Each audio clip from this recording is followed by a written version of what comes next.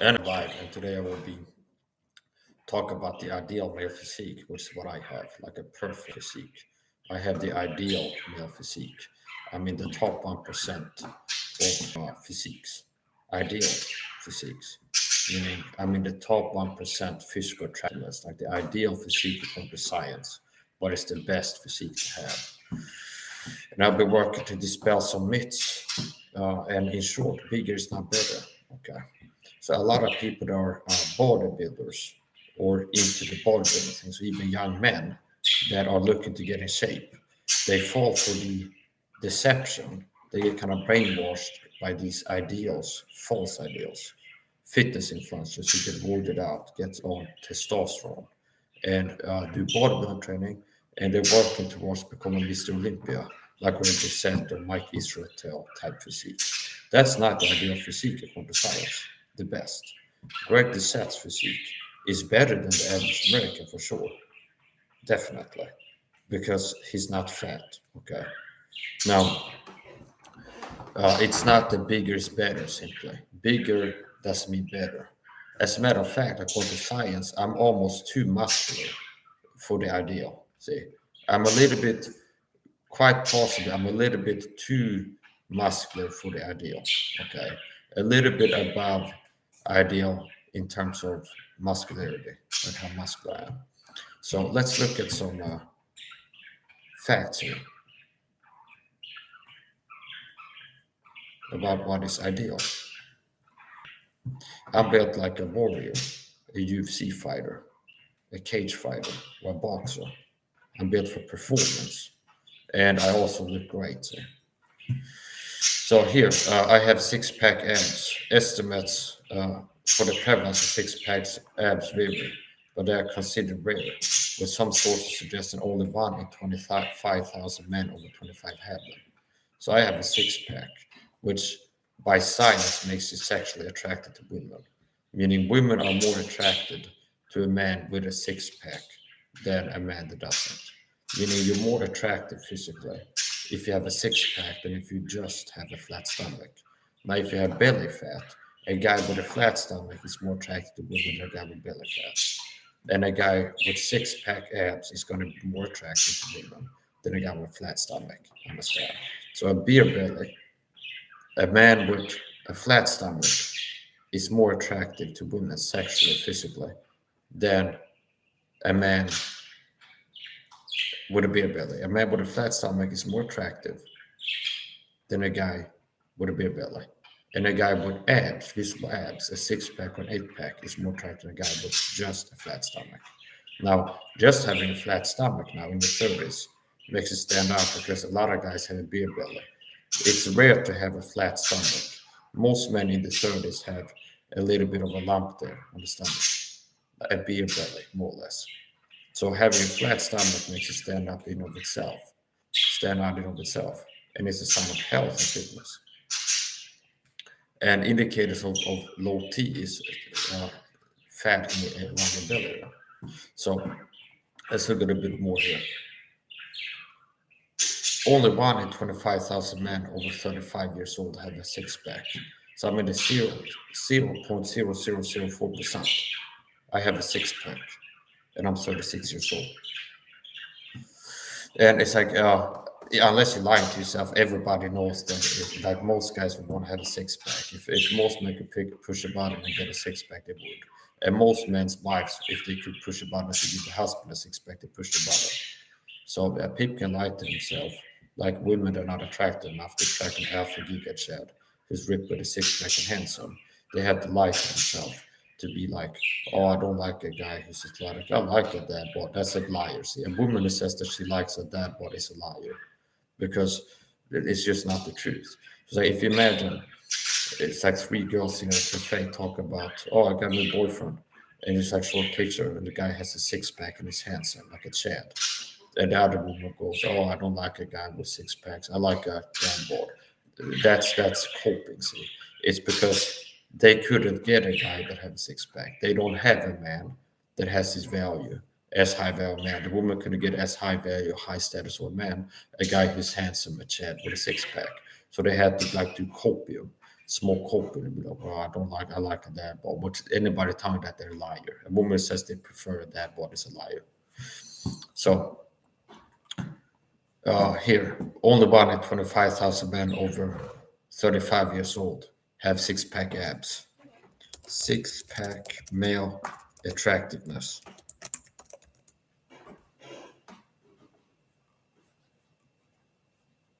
The ideal male body type according to women.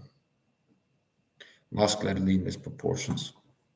So here's another quote about attractiveness. Ideal male physique. The ideal attractive male physique is generally considered to be lean, and it's basically a description of me.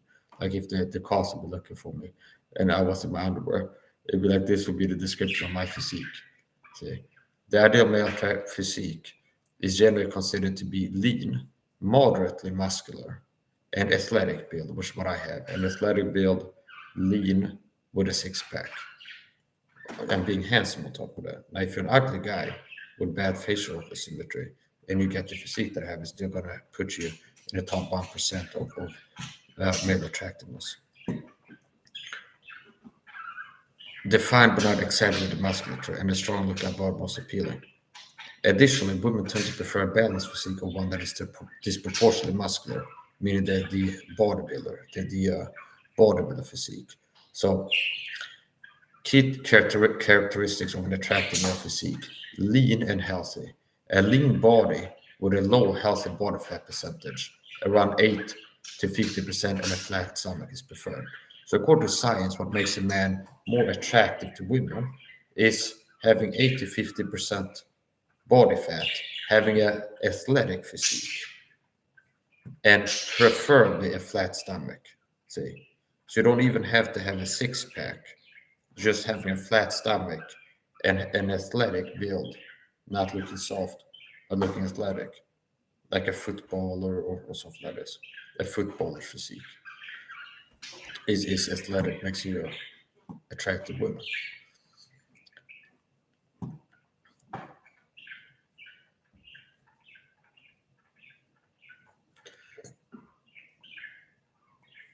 So this is why I get so much hate when I upload videos, because I have a superior physique. I'm in the top 1% of physical attractiveness. Top 10, top 1% elite male fitness. So I'm in the top 1% of physical attractiveness, meaning handsomeness level and also physique. And it's very rare. So a notch above a flat stomach is a six pack. So if you have a flat stomach in your 30s, you're in the like top 10%, I'd say, because above 35, there's pretty few people that have flat stomach. A lot of guys by 35 have a beer belly, a little bit of a hump at the stomach, which is a sign of low testosterone. Low testosterone having declined from the previous level. There's a connection between low testosterone, the masculine hormone, and belly fat, which means if you have a beer belly, your testosterone is lower than when you didn't have a beer belly. Now that doesn't mean that it's like you have super low T if you have beer belly.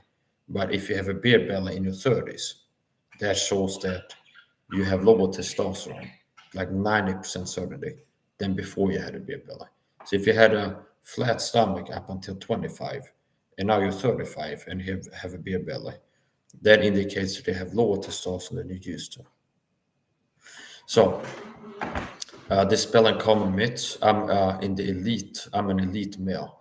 Elite attractiveness, superior. I'm the type of guy that make other guys on dating sites not have a chance, because women go for the best option available to them, and guys are handsome with six packs that have like a attractive physique. That's who women go for. Women go for the best option available to them, especially if it's dealing with dating sites where we'll talk about the sexual market value, where it's like just for one night stand, which Christians should be into. But more if it's like christiandating.com and it's like I'm looking for the wife of my life, it changes a little bit. But still, what makes a man attractive makes a man attractive. People fall in love with you. A big part is the physique, okay, what you look like. So I'm unapologetically masculine, more manly, an alpha male in a world full of betas, low T betas. Okay, so this is why I get so much hate on social media, because they constantly people don't want to see me being better than them. So if you look better, you're more handsome, and you're in better shape, and you have a perfect physique according to science, uh, and that really makes people feel insecure. See, so it's like if you're mediocre, that doesn't really trigger people's insecurities. But if you're way above mediocre, in like the elite, the top 1% of handsomeness level and physiques, that really gets people uh, up in arms. Now, it's not every person so toxic that can't see somebody being better than without having this bad feeling of like narcissistic injuries. Like they hate you now because they see you looking better than, or they hate you now because they see hands-on success somewhere. There's like toxic people. There's someone who's toxic. It's not like humanity. God has hardwired humans. They say it's impossible. If a human sees another guy that's handsomer than him, he will feel bad and hate the person. Okay. Or if a man sees another guy being in better shape, by default you will hate the person, feel bad. It's not how it is. It's like the worst of the worst. People that have lower character and are toxic and immature and pathological. So here's the point. Finishing up, I'm going to finish this last 30 minutes. So being a person have according to science a perfect male physique, an ideal male physique, according to science. uh, I can teach you first of all how I got it, how to get it, and then also work to dissuade people from falling for toxic, fake ideals. So a lot of guys that are not in shape, either they're fat or like skinny, and they like to get a better shape. They find these influences that are voided out to the girls, okay, their own gear, and which who are playing this game. It's like bigger is better, trying to get bigger. Mike Israel type, Greg Lissette type people, that type of physique. When it comes to science, you're less attractive women with that physique than with my physique by science. Meaning you might have a fringe woman that's got like a kink, like a fetish, where she's got like dreams or some kind of kink fetish, like she really likes like Arnold Schwarzenegger. She got hyped by bodybuilder as a kid, and that was tattooed into the brain that this and she ends up falling for that type of guys when she's an adult. But basically, that's the point. According to science, Greg Doucette, Mike Israetel, Vegan Gaines, and these other people, they are inferior to me in their physique, meaning my physique is better than theirs according to science in terms of longevity, how long you're going to live, in terms of athletic performance, all round athletic performance, in terms of what women find attractive. See, as a matter of fact, according to my research, my physique could be a little bit too muscular, or like a little bit more muscle than what's ideal. See, so don't fall if you're a man for unhealthy, unattainable without voids for 9 out of 10 guys. Fitness ideals. It's like, yeah, it's like this is just like uncommon sense, vegan gains, Mike Israel, Greg Doucette. It's like the bodybuilder, it's like the Arnold Schwarzenegger, okay? It's like that's the best physique, that's what I'm working towards. Because somebody starts out with a deficiency, a fitness, athleticism, physique deficiency. And it's like they're working to like I want to improve, and they find somebody's like the biggest guy. That's what I'm working towards. When in reality, it's not ideal. It's ideal for a niche. It'd be like an ideal physique would be like a tank man in some kind of freak tank in World War One. There was a tankette, and it's like you had to be less than 5'5" to like squeeze into the tank and be able to sit in it and drive it. It's like, yeah, an ideal physique for being a tank gunner, which like 1 in a million in World War One or something like this for a tank cat would be to be less than 5'5". So for that specific job, being like a manlet would be ideal, say. But generally, it's not ideal to be super short. Okay, so I support. Don't fall for these scam lies that it's like, oh, the bigger is better, basically. Bigger is not better according to science. It's not better for athletic performance or athletic performance. It's not better for, according to science, what women find attractive, what makes you like decide by women. It's not the bigger is better. It depends on where you start, okay, but bigger than what I am, basically. So there's videos about why are the special forces not looking like bodybuilders? because they built like me. They built for all-round performance, being able to be strong and carry weight, but having stamina and endurance and speed of movement, things like this, and not getting tired after a while. See, they might have to perform being low on sleep, marching for a long time, infill somewhere, and then set up camp, and then carry weight, and then fight for like 6 hours. Do you understand? And that's why they don't look like bodybuilders. That's why they look like Arnold Schwarzenegger, because oxygen, muscles are oxygen hungry, and it's unnecessary to be this big. So I have a physique that's ideal, according to physical attractors, to women for longevity. Meaning, if you get big like Mike Israel, that's almost as bad as being obese, morbid obese, in terms of your longevity, your lifespan. Like, if you want to live the longest life you can, big is bad. For longevity, big is bad. If it's fat big or muscle big, like huge, being huge, fat huge or muscle huge is suboptimal. For like, I'm trying to make it to 100 years old, that's my goal. Then you don't get fat and you don't get a bodybuilder physique. Part of it is because it exhausts the organs. The heart has to work harder to pump blood throughout the whole body. Um, you have to have more calories in to maintain the fat physique or the bodybuilder physique. So you have to overeat. You have to overeat basically, which is also it's gonna end up eating not good a lot of times. Here's the point. I have an ideal physique, and I'm not unapologetic about it. I'm not like, oh, I'm sorry, I'm going to be gaslit and accept the haters because they see me being better and having a ideal physique. I'd be like, oh, I'm not. No, no, I have an ideal physique. Yeah, okay. I have an ideal physique. I'm in the top 1% male fitness. I have a six pack. I'm athletic, lean, and maintain a six pack. I'm 36 years old. 0.0004% of men above 35 has six pack. You know why? Because as testosterone levels decline, it's harder to achieve and maintain a lean muscle physique. And there's a connection between belly fat and low testosterone. So after 30, your testosterone levels are declining year by year, and there's a connection. It's like body testosterone goes down, belly fat goes up. A reliable single point indicator of either low T or testosterone having declined from a previous level is adipose tissue collection in the abdominal region. Meaning, if you have fat and belly fat, if you have belly fat, that's an indicator you have lower testosterone than a guy that doesn't have belly fat. That's an indicator that you have lower testosterone than you did before you got a big belly. So if you used to have a flat stomach in the 20s, and now you're 35 and you have a beer belly, that's a reliable indicator that your testosterone levels now with a beer belly is lower than when you're in the 20s and had a flat stomach. See? So uh, I'm built like a UFC, a welterweight boxer or a UFC fighter welterweight. That's the build that I have. If you look at the UFC welterweights, boxers, or in the UFC, they all have my physique. Pro elite athletes, people who are either pro boxers, combat athletes, or UFC fighters, welterweights, my weight class. They are all built like me. See, so that's also ideal for all one athletic performance: jumping, kicking, punching, wrestling, things like this. So here's the point: don't fall for unhealthy ideals. It's not the bigger is better. I have a physique that's superior to 99% of men. My looks, I look better, my handsomeness level, physical attractiveness, and my physique. I have an ideal physique, according to not my opinion or feelings, but according to science. Okay, like real science.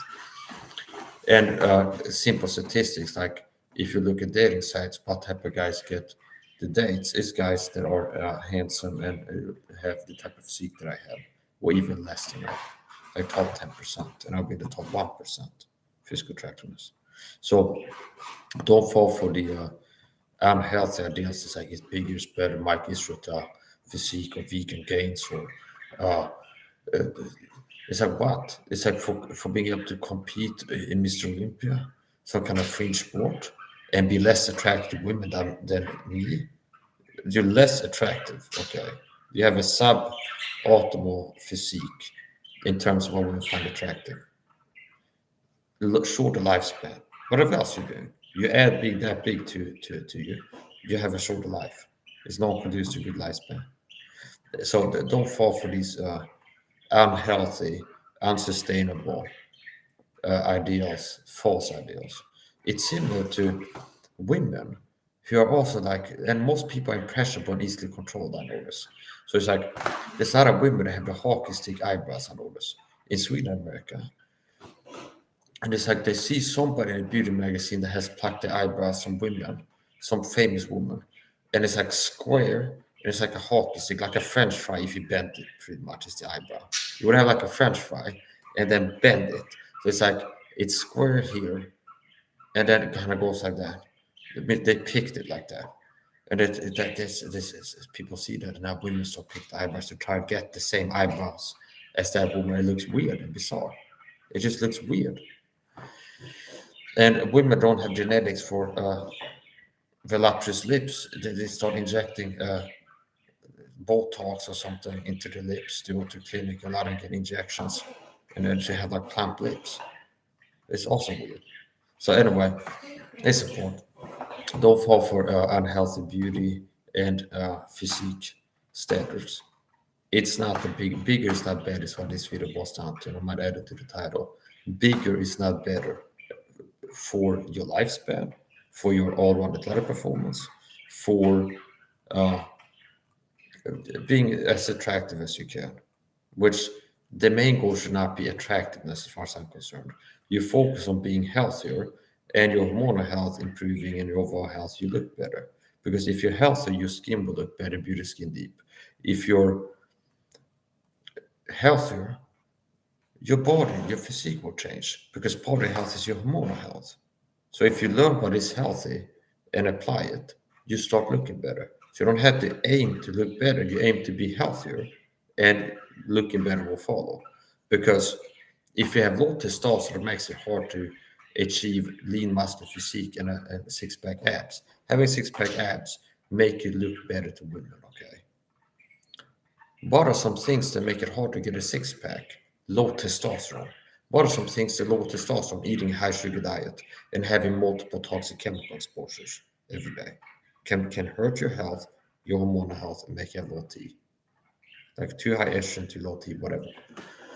So being vitamin deficient can hurt your skin quality and make your skin look worse. So it's like it's not good for your health to be vitamin deficient. If you're vitamin deficient, it makes your skin quality worse. So if you work to be healthier, you have better hormonal health, make it better to have a fit physique, which looks good. And you look better across the board. So I'm going to finish up here. I have an ideal male physique. I have a six-pack abs. All one at 25,000 men above 35 have a six-pack. I'm 36, and I look about 26. That's the point. And I have a physique that by science is the ideal physique. Bordering, I have a little bit too much muscle. There's a case of me that is like I have a little bit too much muscle to fit like the most attractive physique. Understand? Lean muscle, 8 to 12% body fat. We looked at it before, and I'm somewhere around 10, okay, percent body fat with a six pack and muscular. See, it's all to make possible a little bit too much muscle for the idea. Okay, I'm 76.6 kilos last time I weighed myself with clothes. Okay. With clothes. So let's say around 75 kilos. And that's also dehydrated. And what I do OMAD fast, which means I walk around weighing less and being suboptimal hydrated a lot of times because part of it, if you do the keto diet, like OMAD keto, one of the things that's a struggle is being hydrated, maintaining hydration, because it's you lose a lot of water weight. So it's a point. Suboptimally hydrated and without having eaten with clothes that might be around a kilo clothes. I was 76.6 kilos last time I weighed myself, and I'm 5'11 with shoes. So I'm 5'11, 76.6 kilos, and ripped, lean muscle with a six pack. So since I have the physique that every study says is ideal, maybe you should listen to me and not these people that are voided out. And their physique, you need to be on roids to get it, say, and work like hours and hours and hours in the gym. My physique is achievable and sustainable without performance enhancing drugs. See, so their physique, like this uncommon sense, Mike Ishut and Gregory said, you have to get on drugs. You have to use drugs, testosterone injections, pill, whatever, to get the physique, and that can be bad for health. Mine is achievable net, meaning without any drugs, and it's maintainable. So it's achievable, maintainable without any drugs. So I'm 36 years old, big with a six pack, handsome, still look like a villain on those blockbusters, and that makes a lot of people feel bad. And my milkshake does bring the boys to the yard. Okay, so they're gonna finish up this grand video.